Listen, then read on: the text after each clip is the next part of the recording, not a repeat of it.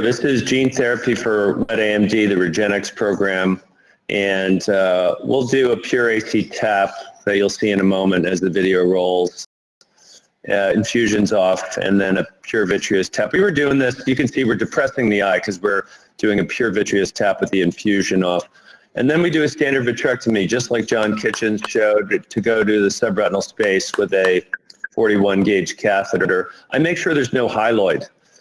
Gene therapy trials and surgical delivery in young patients have definitely taught me that using that small 41 internal diameter, 38 external is difficult, and you won't get a bleb if you have cortical gel left. Here you have three things: the shadow, your instrument, and the retina. When they all come together, that's when you're going to touch down, and here you can see a bleb of 10 to the 11th viral vectors in the Regenexx program in a patient with wet AMD. 200 microliters is the dose that's delivered here, 1/5 of a millimeter. It's a pretty big bleb, and we do it slowly, and you have to hold kind of still, but it's definitely within the abilities of just about every vitreoretinal surgeon, in my opinion. It's a method that's used to deliver AAV8 viral vector in the Regenexx program that with a transgene that essentially encodes for ranibizumab. And we're currently in, think about this, we're in pivotal trials for a gene therapy for a common disease. We've been in gene therapy for human diseases. In vivo gene therapy was first developed in retina with Spark's voretigene, and that was a gene replacement for Leber congenital amaurosis, RPE65 by allelic mutation.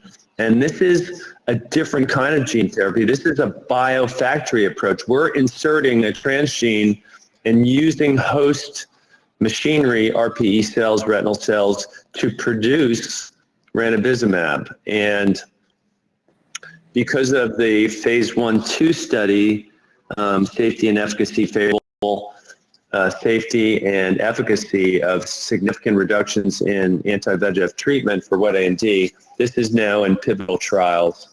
And that's why this technique, as John showed earlier with a submacular hemorrhage, of delivering to the subretinal space is relevant today, and I think will be part of our toolbox for wet AMD, and maybe even GA or diabetic retinopathy in the future. Alan, you know, they've got two different arms in this. They've got this delivery arm, and then they have a suprachoroidal space delivery arm. Different than what you showed, where it's kind of more of just an injection in the suprachoroidal space. Can you elaborate on which one you think might be more favorable or successful? Yeah, I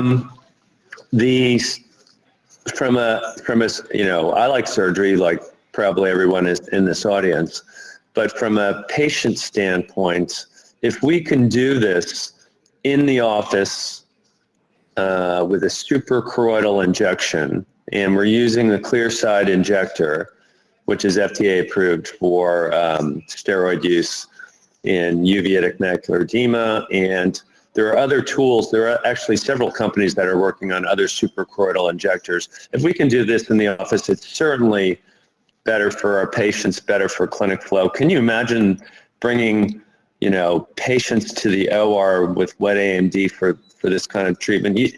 If this goes forward as in the OR subretinal delivery, just like in the OR suprachoroidal subretinal delivery, there's a real bottleneck in access problem that we'll have for patients. So anything that can be done in the office would be better, would be my bent, even as a surgeon. And